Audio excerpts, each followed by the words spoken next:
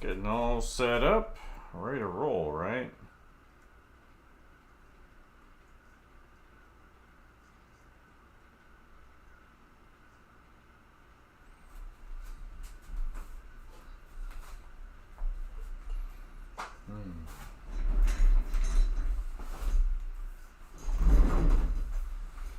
All right, looks like we got some chest muscle stuff from someone with high chaos kooks. This should be good. Some different views of different muscle groups. I think that'll be helpful. Hopefully the chat will work this time. I noticed that there was a few things I missed last time, so hopefully that'll work properly. But we'll see. Alright, where's my pencil at? There you are. Always important to put things away in the right spot so you don't lose track, right?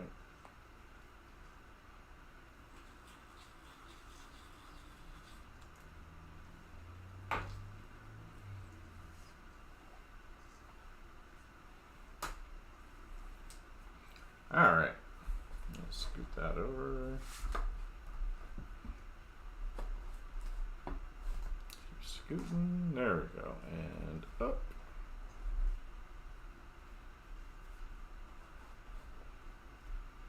Alright. I wondered if maybe I should move his bed to the other side. That might be better.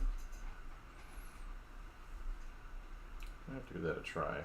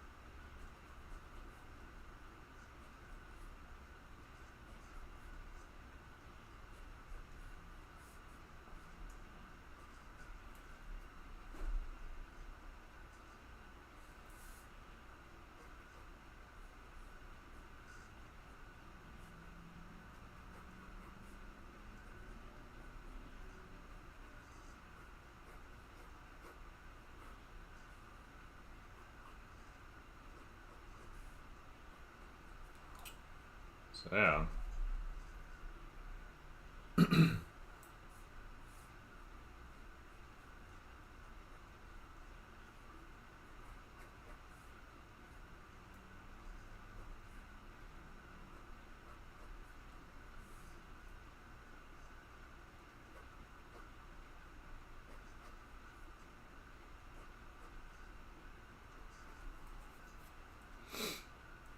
Good morning.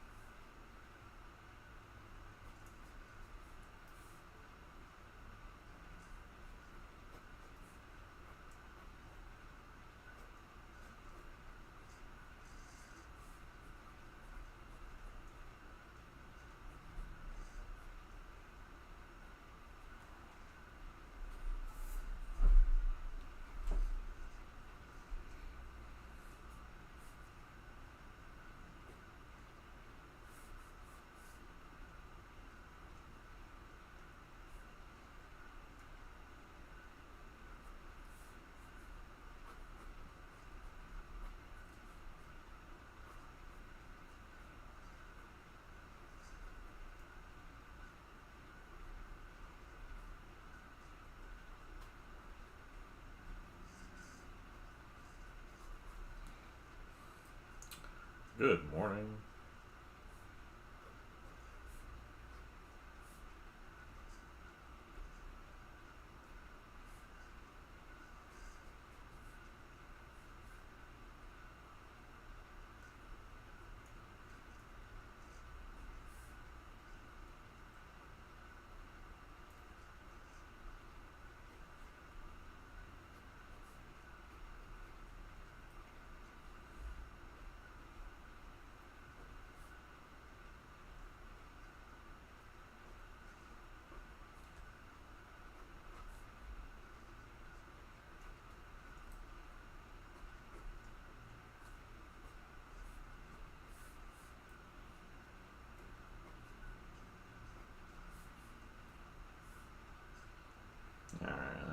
Goes up and around.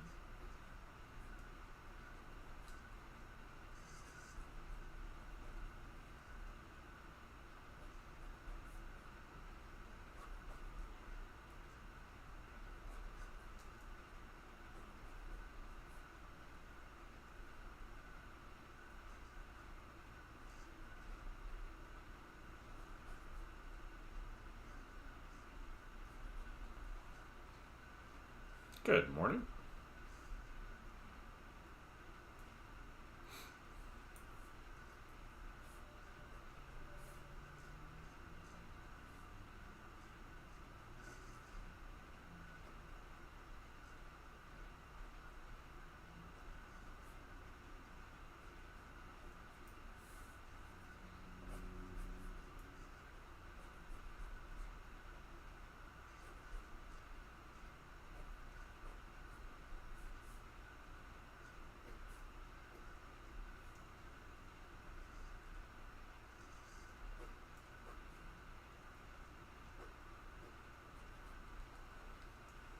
Good morning. That one's working at least. And we'll get a side view in. This is a diagram put together by an artist named, what's the name here? High Chaos Kooks. It's been reposted by the Etherington brothers.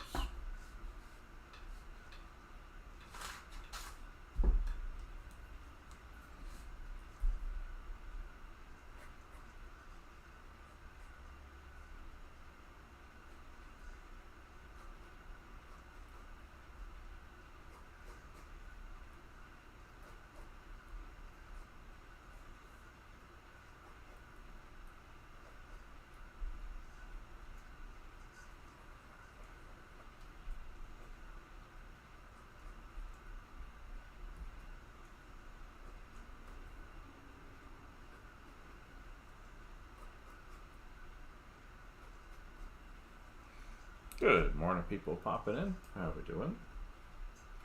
Welcome to the morning study. Hopefully you've got a good warm-up project for yourself.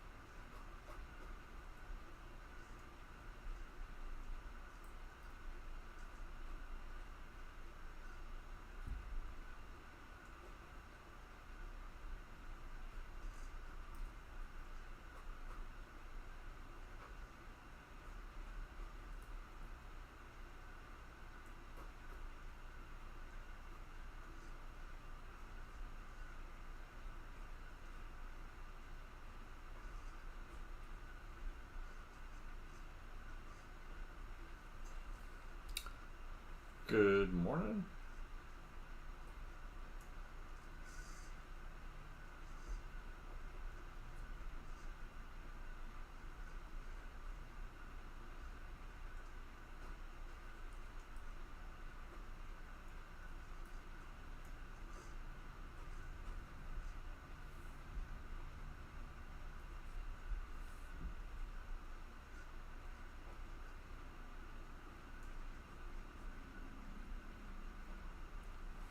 Alright, checks that one off.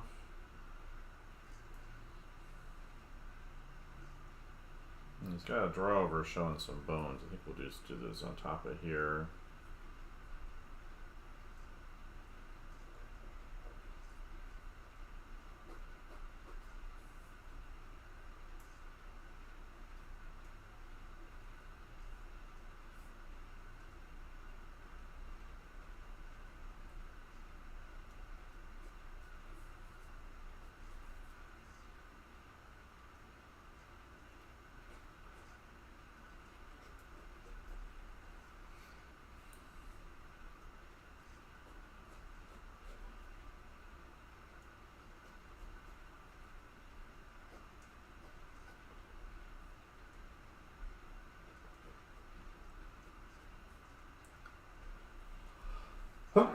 Excuse me.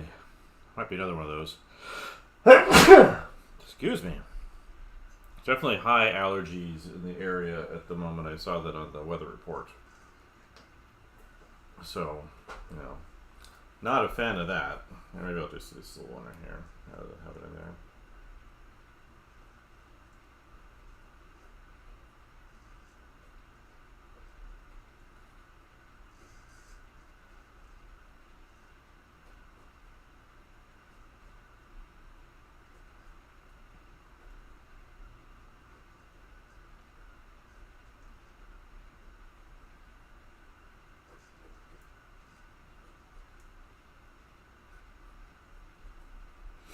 Mm-hmm.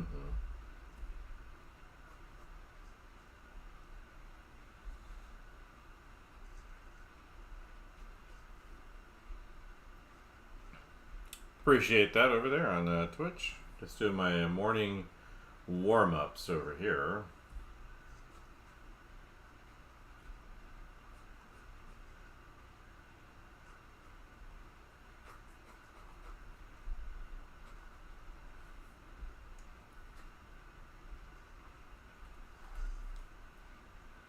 So, I appreciate that. Again, these are just morning studies. So this stuff right here and the stuff I'm working on, these are coming from tutorials that are being reposted by the Etherington brothers. They're kind of known for the books they put out on how to think when you draw, but they've been posting other people's tutorials lately. And I thought it'd be a good idea for me to look at those, maybe gain some insight that I haven't had. I haven't really seen too much. It contains, like, information that I don't understand or have, but I think it's still nice. Like, doing these anatomical overlays seems like it'd be a really helpful thing to practice. But I thought I'd look and see, do that for a month. Got like, a couple weeks left, and see how that goes.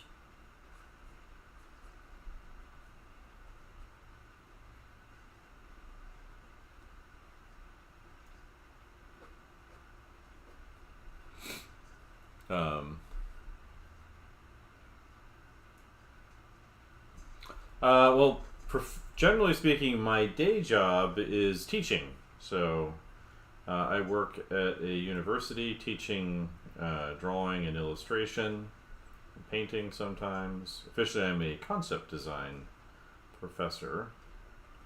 And so that's my day job. I have worked for video game companies and illustration studios and other similar companies. Done a lot of freelance over the years, that kind of thing. But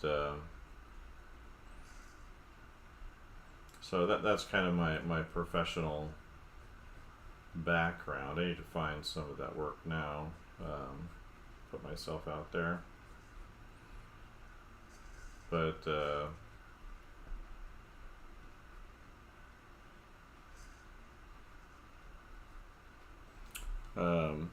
so that's kind of who, where I come from. Need to tweak something over there. But the morning study is usually about an hour.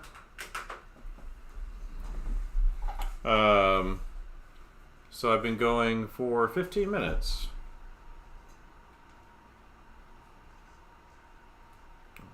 Let's see.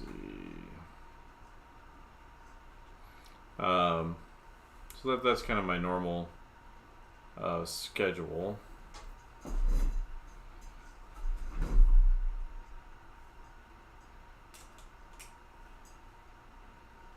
Go over there. Ugh, I have this remote for the main computer, but sometimes it's just like whatever the thing is. I've not gotten very good at manipulating. That's better. I just want me to just go really far out. Maybe turn on some music or something in my ears. There we go with these two. But I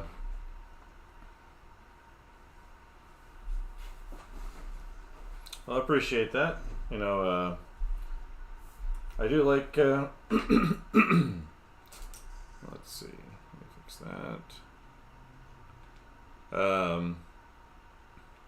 Yeah, I got started teaching by accident a long time ago, and people keep asking me to do it. So, you know, and I enjoy it. I get the summers off, and opportunity to hang out with a lot of interesting people at the school, and makes it all very interesting, I think.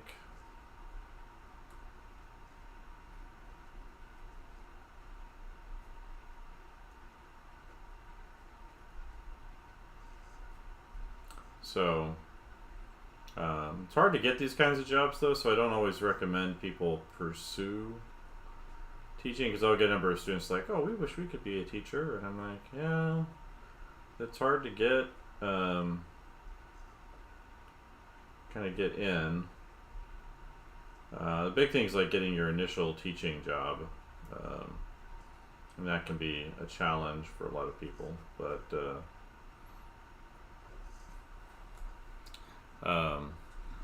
yeah, by accident. It was a case of mistaken identity, which I didn't find out about until much later.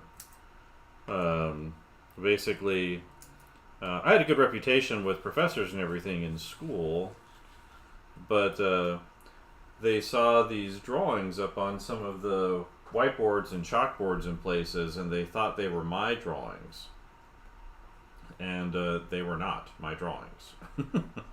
I didn't find out about this till much later, but yeah, they were drawings done by another student who's a doctor now. Actually, he was double majoring in pre-med and illustration when I was a student. But basically, yeah, they saw his drawings, and he's a really great anatomist and draftsman. He was the kind of person that I would sit behind in a classroom to watch him draw, you know, while we were working on our figure drawings and things like that. But they hired me based off of seeing his drawings, which I still find very, very funny, because his style doesn't look at all like mine. Well, when I started making art, I had no idea. I had no thoughts about teaching, for sure. It just wasn't. I wasn't thinking about it at all, especially full-time teaching. As a student, I just figured I would, you know, well, initially, you know, as like a teenager, or even a little bit younger, early teenager, I thought, hey, comics would be really great to do because, you know, it looks really cool. People make a living doing it, etc. And then I found out how much people get paid per page in comics. And this is, you know, a long time ago, back in the early 90s. I didn't know anything about what are called royalties, so people that get additional payments after a book has sold, and other things where they make more money. But I found out what their page rate was, and that kind of killed my interest in doing that, just because I was like, oh, you can't make a living doing that. That's terrible. And that's true for a lot of comic book artists. Like, they don't really make much of a living, if at all, because the work just doesn't sell that well for a number of reasons. But I like doing art, and so I kind of kept doing that in school, you know, high school and middle school and all that. And one of my teachers got me to apply to a university, and I got in, and on art stuff. And so I thought, oh, I guess I'll do that. I didn't really have any specific plan outside of that, and so I did that,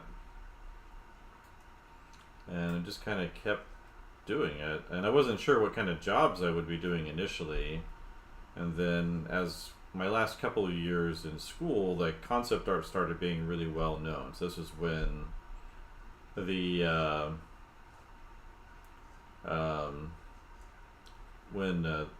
Star Wars prequels and the Lord of the Rings movies were coming out. They were putting out these art books, and I had never even thought about doing concept art. I didn't know that was a thing that existed. And that was kind of when video games were starting to take off at the same time. So I thought, oh, that would be a good direction to go, in terms of like being able to make a living. So that kind of led me into that and some other things. When I graduated, I had offers to work at a local video game company. I also had offer at a what's it called, a creative studio, and that's where I ended up doing the creative studio project. So I went there so I could work with some painters, because I started being interested in painting as well. So I took that one because it let me work with a local artist. It was really, really great. Still teaches out of his studio, but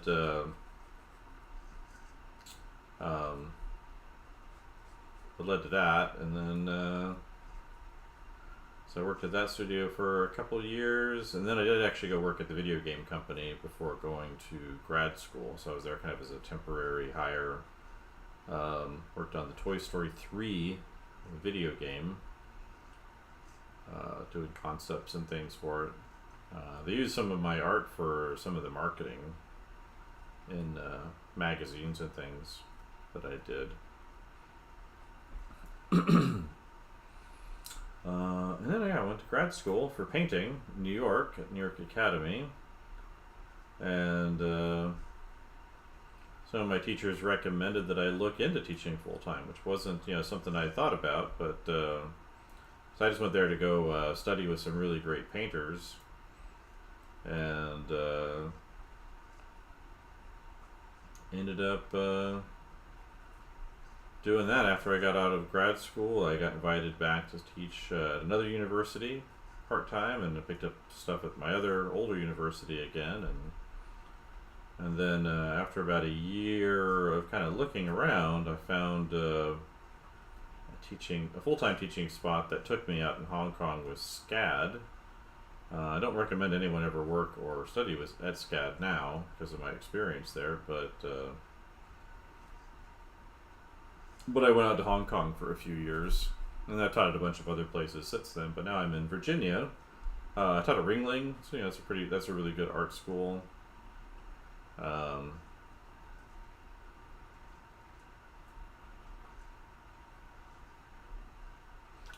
But I was there for 4 years, and then I came up here a couple of years ago at this school I'm at now, and have a pretty good experience here. I should be on summer break. How old am I? Yeah, I am 47 years old, so I am not a young buck. I worked with fine art galleries too. That's part of what led to grad school. I saw my work up on the wall at the gallery, and there's some really good stuff there that I did, and that's what got me in the gallery show. But some of the other stuff was not nearly as good as other things, and so that's kind of what led me to do that. But yeah, there's a lot of things you can do. I think there's a lot of, in spite of some of the challenges, like with AI kind of being in the news right now, I still think there's more opportunity for artists than has ever existed at the moment. I know there's been some real problems with people finding work lately due to it, but I don't know how long that's going to last. There's been a lot of news going on with that lately, and I think we're really starting to see the bubble bursting on these large language model grifts. Problem I've run into is, like, at the university I'm at, and last one I was at too, actually, is some of the faculty wanting to kind of push it on students, and we've got a good chunk of them that want to do that, and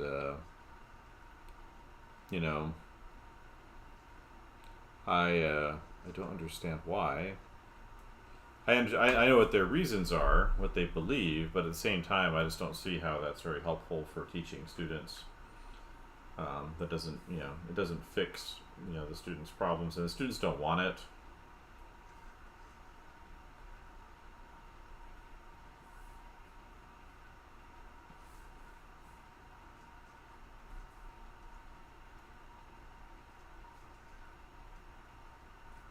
But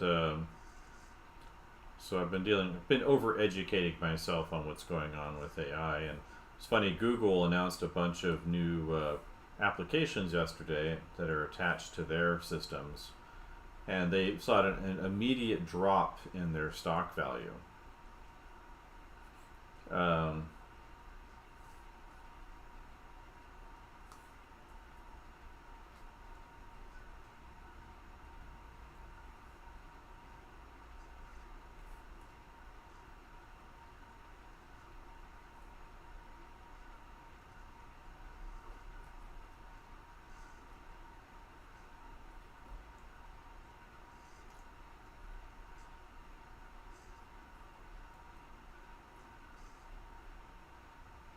um, you've seen that with Adobe and some other. Excuse me. The allergies are a little crazy lately. Thought we were past all that, but I guess it's back. Somebody's flowering out there, but they've all seen like major stock drops. You look at Adobe. Well, thing is, what's amazing is how far it hasn't come. So people have been saying it's going to do this, it's going to have this effect, and what we've seen is just a lot of people trying to integrate it in, but we haven't seen any real tangible benefits from doing that. There's been a few studies that have come out that indicated there would be benefits. So like there was one, I think last year out of MIT from a PhD student that said, oh look, it makes all these extra discoveries and it does this and it does that. But it turns out that study was withdrawn by MIT just recently. So that means there's some kind of significant problem with it. Or I saw another recent one saying that it increased student higher order thinking abilities, through training and things like that. And then that turned out to be false. There was a lot of biases built into the study, and they did not include those. And so there's a lot of these kind of benefits that people are touting that start showing up. Or there was one too, is like it said, well, it has all these business efficiency increases and things like that that's going to have. But a study came out of 7,000 businesses and it showed no tangible difference in efficiency. So there's all these kind of weird things that are going on with it. And then one of the things that they've said is, well, there's this what they call hallucination problem. I appreciate that. There's a hallucination problem. Basically what that means is the hallucination thing with AI has to do with how it gets something wrong. So for example, the Chicago Sun-Times posted a review of books recommended for summer reading. And a good chunk of the books didn't exist. Like they're not real books. It was an article written by AI, LLM chatbot thingy or whatever. And it produced a bunch of books on a list that got published in a major newspaper that simply do not exist.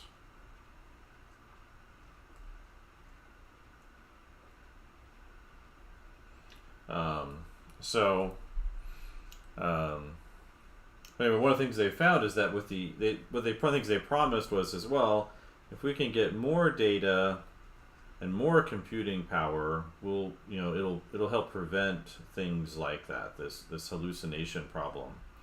But that's not what they're finding. They're finding that the more data that goes in, the more likely, and the more computing power at the same time, the more likely it is to make mistakes. The more likely it is to hallucinate.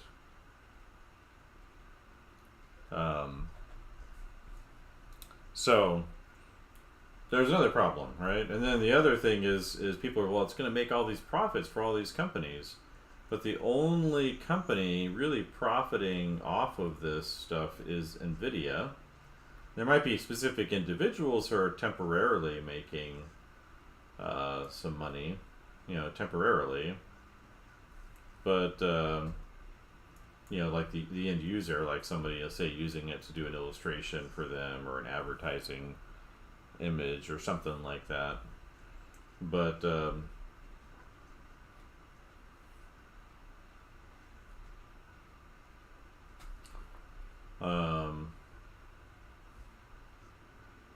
But one of the things that we've seen with all these companies that otherwise like that make the programs, so whether that's OpenAI, whether that's Adobe, whether that's Google, um, Microsoft, etc., none of these companies are making any profit off of these systems. They are, some of them are getting revenue, but they're also losing vast amounts of money. So like OpenAI, for example, I think the numbers they made around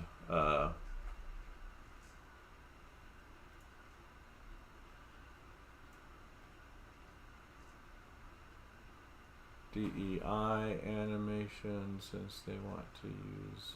Oh yeah, I saw the Toei thing the other day. Yeah, I saw, but I saw also like the people that say do, I guess, the One Piece animation. They said that they're not going to allow that to be used for them, something like that. But yeah, but like, Adobe, their stock is down, so they're not making any money off of it, and they just started a new scheme. Adobe did, where they're giving they're kind of automatically putting people into a higher tier system for free for a month, but you have to cancel. I imagine there's going to be some lawsuits coming out of that if they actually follow through with that. Where they're giving you a certain amount of AI credits every month as part of this higher tier, but they're it's not something you're opting into. It's something they opt you into, and you have to take yourself out of it. Um,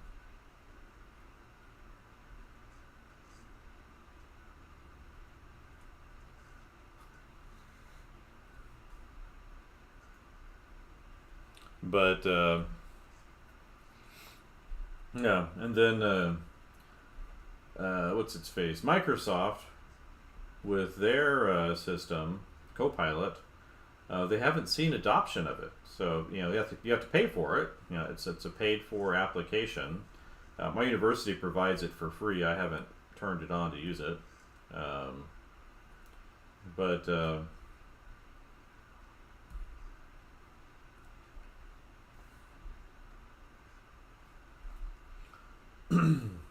but yeah. So that's what they're seeing over there. So in fact, one of their I think their main CEO, he came out and said that they do not see a path for profitability with AI a month or so ago. That's what Microsoft has said, and they had a bunch of contracts that they were going to do for data centers and for power, and they've been quietly canceling them. So, for example, they canceled 2 gigawatts of power, and so for context, 2 gigawatts is like London and Tokyo power combined together.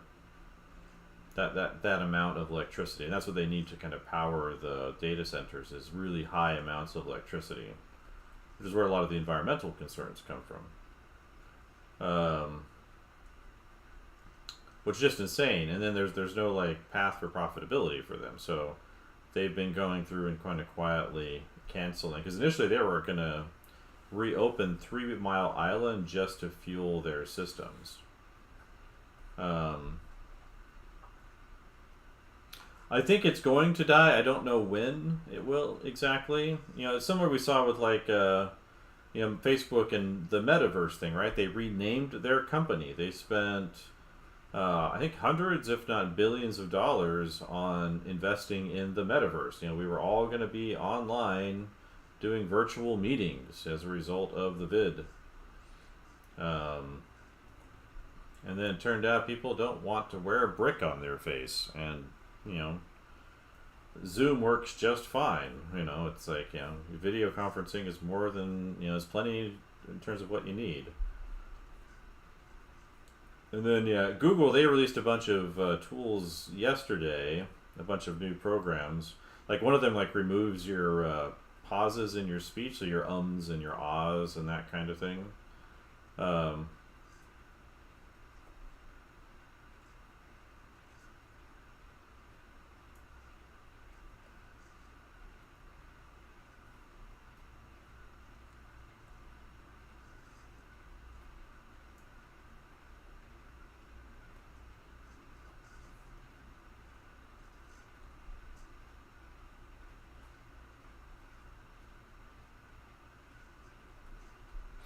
So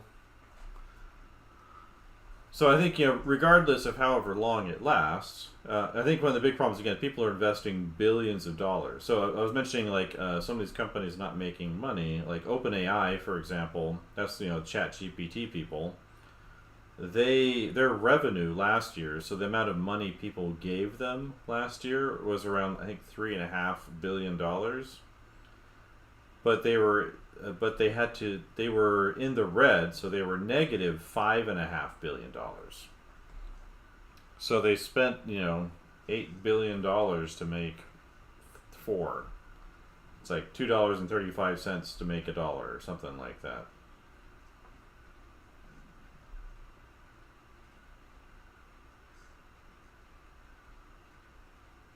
So, it's just not, as it is, unless they make some major discovery, it's simply not in any way sustainable. Like, there's nothing about it that says, oh, this is going to last and it's going to benefit people.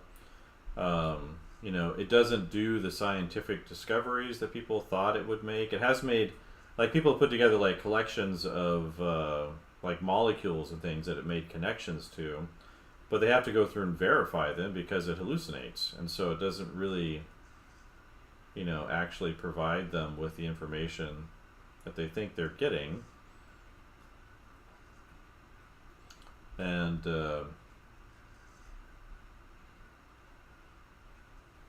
I think it confuses the issue too. I've talked to some people I know that work at major corporate entities like toy companies and things, and their bosses, the CEOs, are trying to make them use it, believing that it'll be more efficient. But there's no evidence that that's been true. Again, I don't know how long it'll last. Hopefully, it'll go away sooner than later. But I think a lot of artists I know have kind of harmed their reputations by saying, "Oh, I use it for ideas." I'm like, so you don't have your own ideas, is what you're telling me. Or, I've had people tell me very directly, they'll say, oh, it's more efficient than I am. So that's the idea that, it makes a picture quicker. It finishes it sooner. But really, that kind of efficiency really isn't that important. It's like, how long, people think, well, maybe if you can put out a game in a week, but then how many of those games are you going to sell? So it's like, there's a certain kind of production speed where there's no longer any value in it, right? So if they can put that out and then sell it really fast, and then they have to do it again the week after and the week after and the week after to, like, stay profitable, it's like, what's the long-term value of that? It's like, there's not any. It's just output for output's sake. Which for me just doesn't make any sense. It's kind of like, well, sure, you can put out more stuff, but all you're doing is reducing its value by putting out more. And there's only so much, stuff a consumer can consume. And then if it were to say, but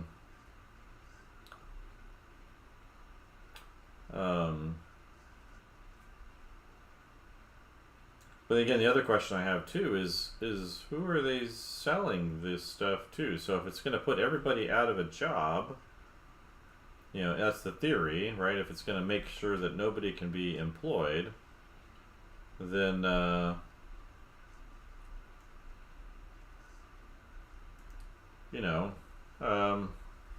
who's gonna pay for all this cool stuff that they're making? Who's gonna go see these movies? Who's gonna play these games? Who's gonna look at this art? Like, who's gonna pay for the prints? Who's gonna? It just seems really, really short-sighted. And the problem we kind of run to is that there's a need to pump money into investments. And people blame this on capitalism in general, but I think it's larger. It's actually more of an issue dealing with something called fiat currency that we all live under. And like, our money is designed like the mission, at least in the United States, of the Federal Reserve, which is our a bank that has a monopoly on money making.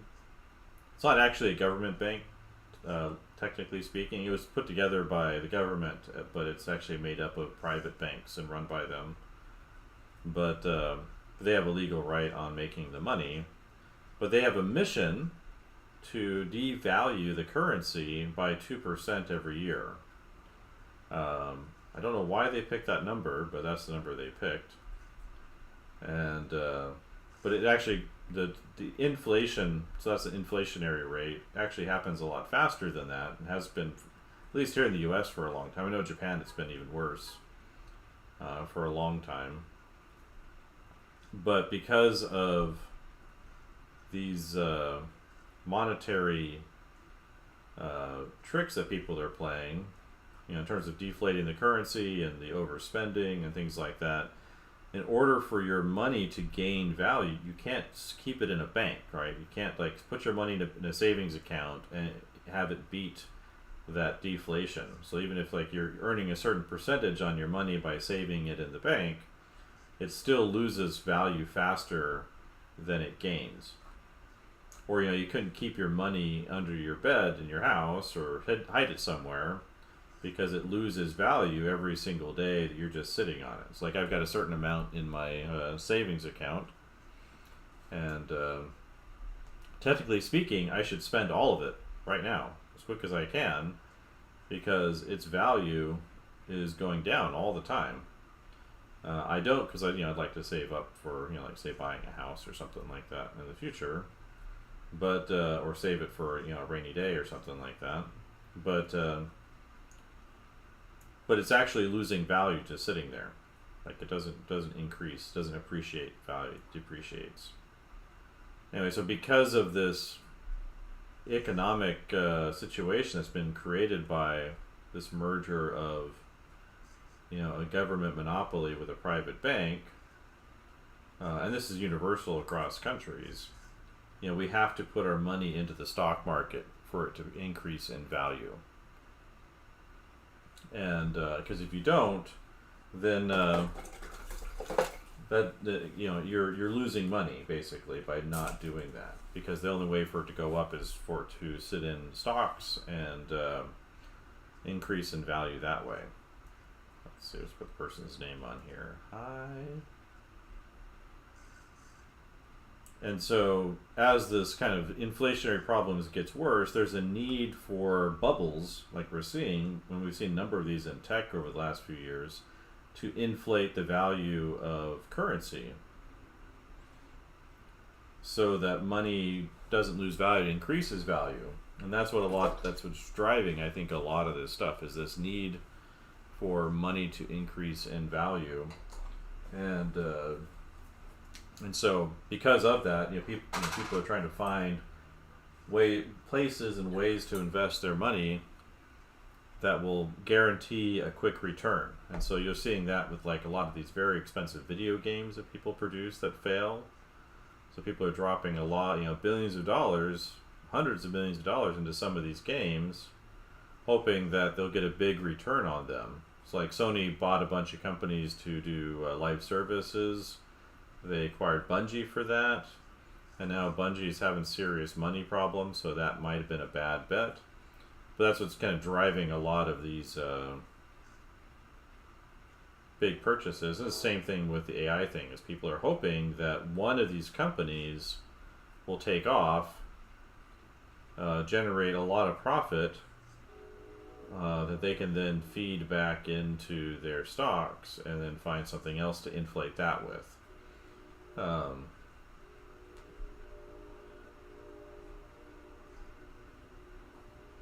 So that's what's driving a lot of this. I don't think it's I don't think the drive behind it is like, oh, we want to destroy creative people. I think it's people, the people behind it are like, if they're trying to find ways to improve their investments. And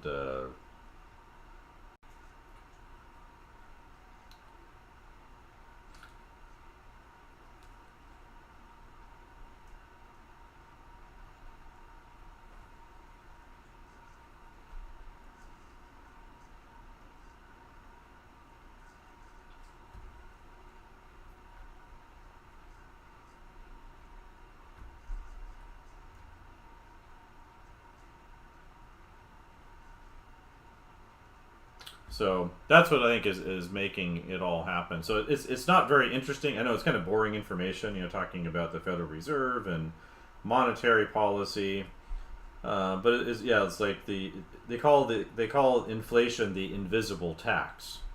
So, for example, when the fiscally responsible Republicans, sent everybody checks during COVID for a couple $1,000s, and then also gave, this is bipartisan, and also gave banks and major corporations free loans, free money, trillions of dollars, a couple $1 trillion, I think is what it was. That fiscally responsible Trump guy, right? And they had to do that by printing the money, basically. It's more complicated than that, but basically they just increase the amount of money and then they hand it out. And that has the effect eventually of decreasing the value of the rest of the money. And I think that's what drives a lot of these bubbles and things, is this kind of inflationary effect. Federal Reserve was put in place because they felt like they could control this inflation and deflationary impact by having one bank do it all. That was kind of the reason that was given for the creation of it. So before the Federal Reserve, every bank issued its own currency. So if you went to Chase Bank, you'd pick up Chase dollars, and if you went to U.S. Bank, you'd pick up U.S. Bank dollars, or whatever other banks are out there. They had their own money, and basically that money was redeemable for.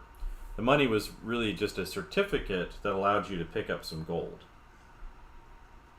So you could, take this certificate to that bank, and it really was just a representation of the gold you had in that bank. And so there was an actual thing in there that people wanted, and that's what real money is. Real money is the thing that people want. Currency are those certificates. So like our money isn't money; it's certificates for something else. But we detached ourselves from gold completely in the 70s under Nixon, and partially when they created the Federal Reserve. But that's kind of the bigger picture. It's more complicated than all of that, of course, but that's kind of the big picture view of what happened. But it's a very corrupting influence. You imagine like having control of the money means you can dictate certain kinds of policies and benefit from them.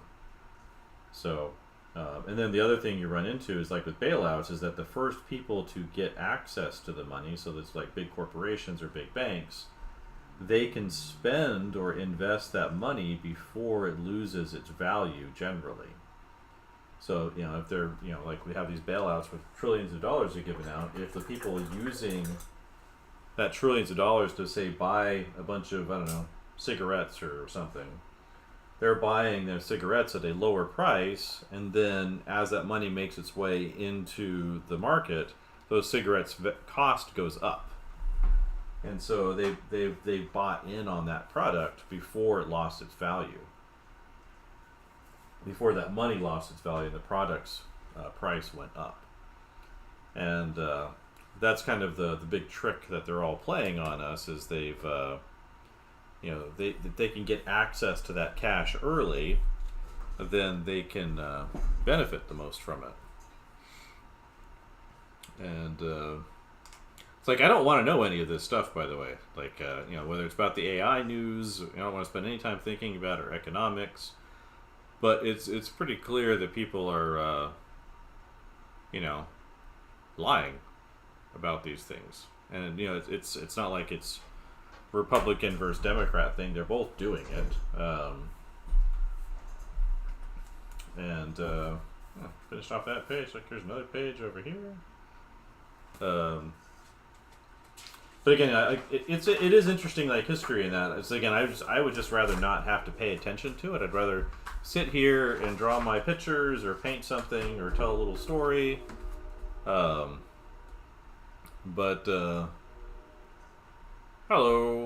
Savi's Closet.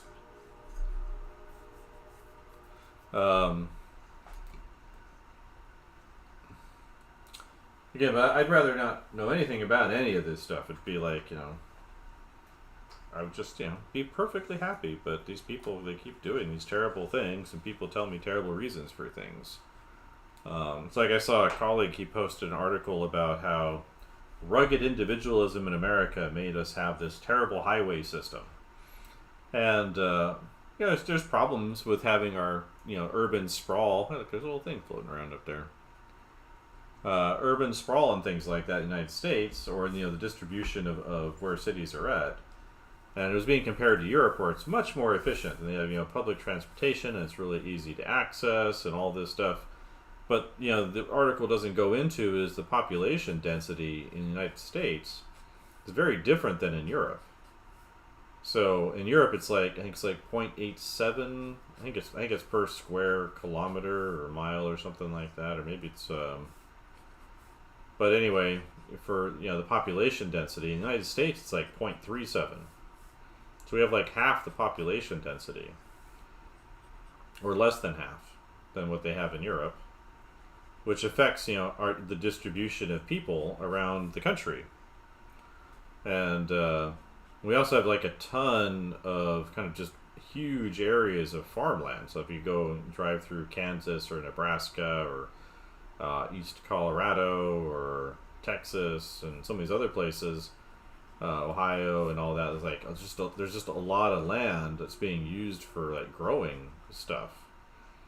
And there's people that live out there, and the people that are working out there, and it takes a while to get around. And so, and then the other thing the article doesn't go into as well is doesn't point out the fact that our highway system. So if this is the thing they're complaining about, it's not an example of something built to support individualists or whatever, capitalists or whatever people are saying.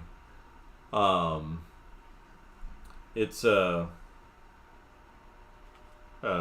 was built to transport military equipment around. It was built during World War II, for the most, huge, the bigger parts of it. But it was built not for like facilitating people driving a fancy car around. It was designed for moving missiles and tanks. And because roads tend to be a lot more flexible than railroads are. But that's what it was built for. It wasn't built for these, fancy Cadillacs and things in the 60s, or, like a Mad Max, Road Warrior style or whatever. It was built to move military stuff around. So it's, it's a government project. It's not the other kind. So as a result of, that, people, had that opportunity to have like, suburbs and things in the 50s that pushed everybody out of the cities. And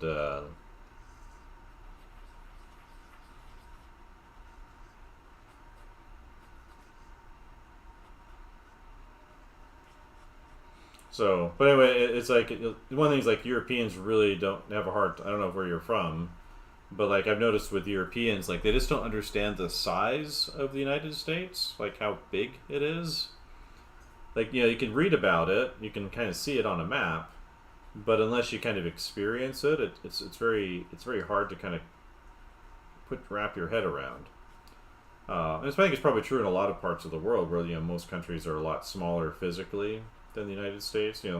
Exceptions being like Russia, of course, which is really, really big. And maybe China, which is slightly smaller than the United States in terms of space. But, it's like I live out in Virginia, and my parents, they live in Utah. And for me to get there by driving, I think it's a 23-hour drive.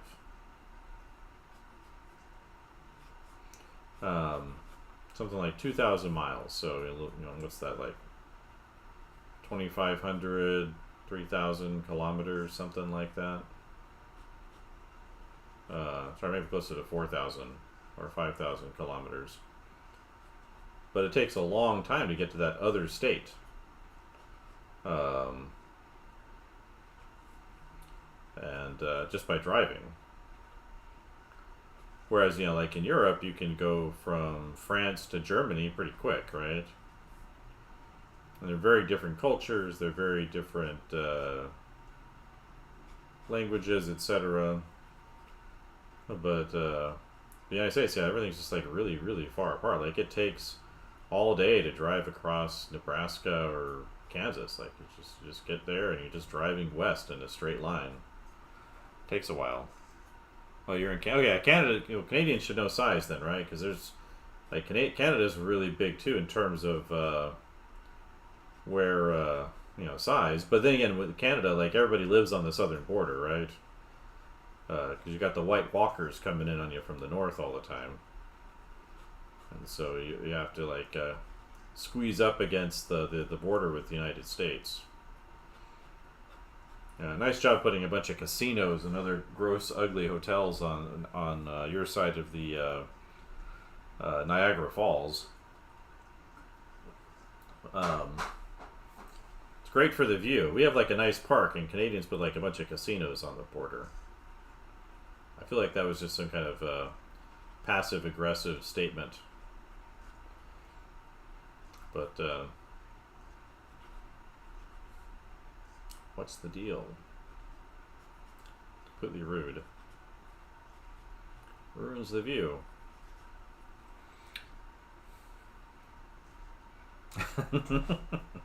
Well, but they could make them like nice-looking casinos. Maybe make them look like rustic or something. Out of logs or whatever.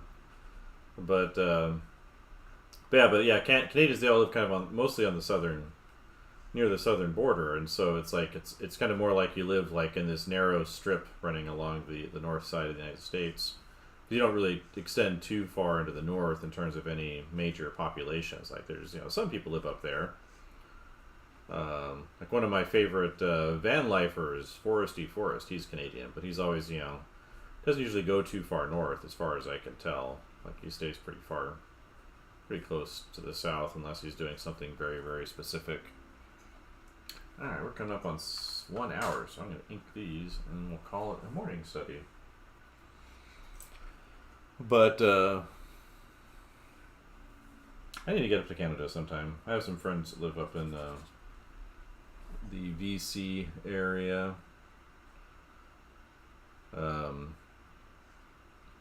It seems like there's a bunch of Canadian van lifers. I see them pop up on YouTube all the time.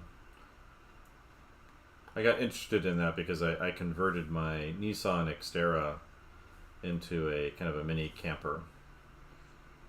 So, a much smaller vehicle than a van, but it's great for going, painting in the woods and things like that, long-term travel.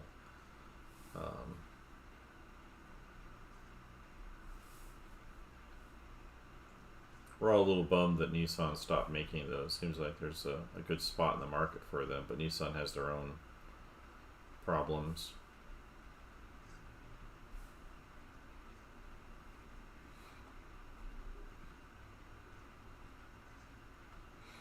Yeah. Don't let them lie about the easy money.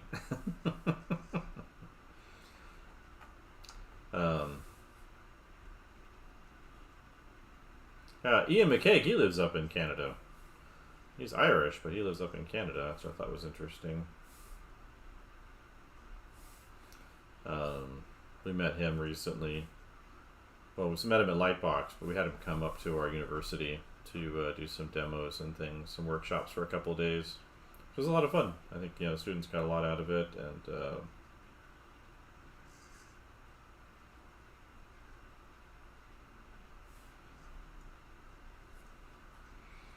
so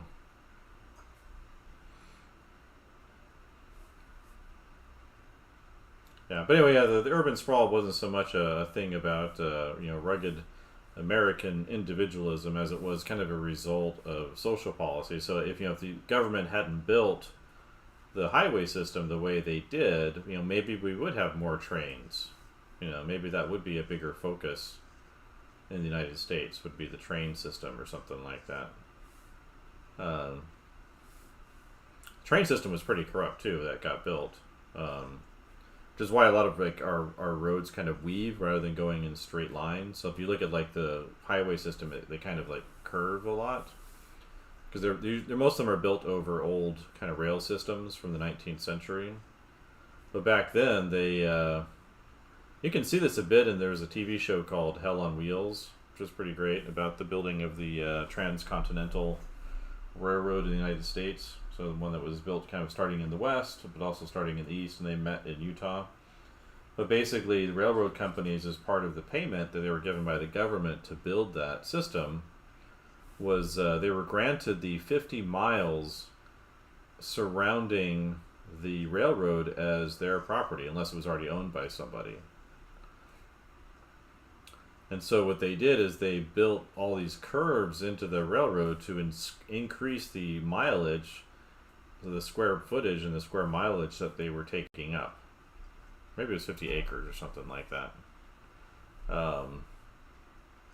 And so it kind of put the railroad in this kind of weird curves throughout the country where they built it originally. And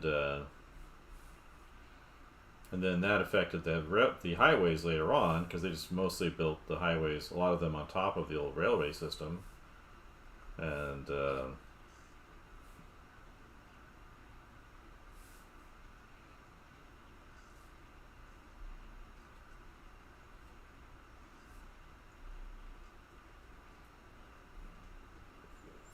so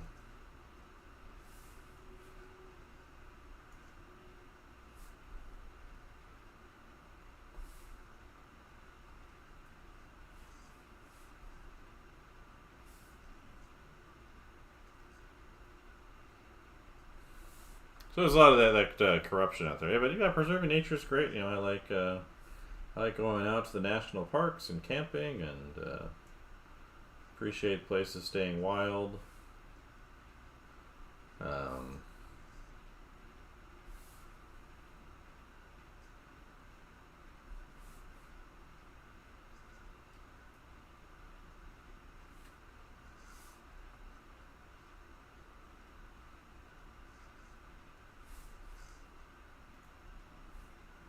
So, but anyway, yeah, that's yeah, I gotta go here in a minute too. I just gotta ink these, put a little white paint on them, then we'll be done. I actually have some school paperwork I gotta do. We're putting together a new suite of concentrations within our program, and that I think would make a big difference for our students. We'll see how many students actually want it ultimately, but for some of them, it would mean staying in school a little bit longer, like maybe an extra semester or something like that, in order for them to complete the concentration. But I got a bunch of paperwork related to that I got to do today. I should be done with school completely already. Like, I'm technically off contract, but nobody else is going to do this, so it's just got to be me doing it. Let's get the date on here. Let's see, where's the, there we go.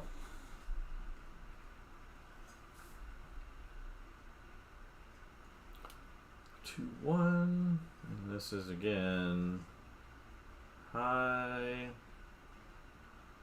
chaos kooks. And we'll get the white out. I put the black ink away and not dump it on myself. There's been times where I've done that, where I've like taken the ink and like bumped it and spilled it everywhere, which is no good. No good at all. And get the brush out.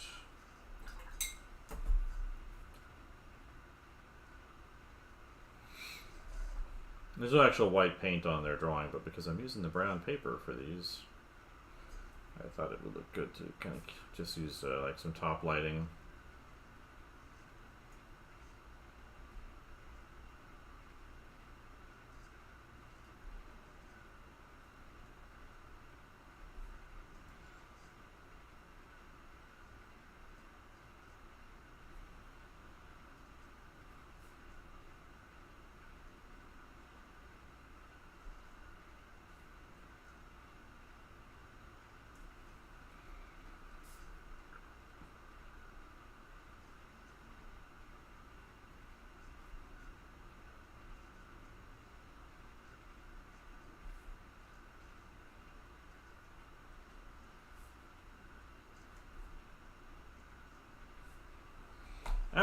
Alright, there we go. We are done for the morning. So I'm going to sign off here in just a second. Hopefully push through on all of my paperwork today. That's the big thing is got a bunch of syllabi I have to organize and rewrite some text and things like that. I'm not looking forward to that, but somebody's got to do it, and I guess that's me. All right, well, thanks everybody that came in. Appreciate it, and we'll talk to you later.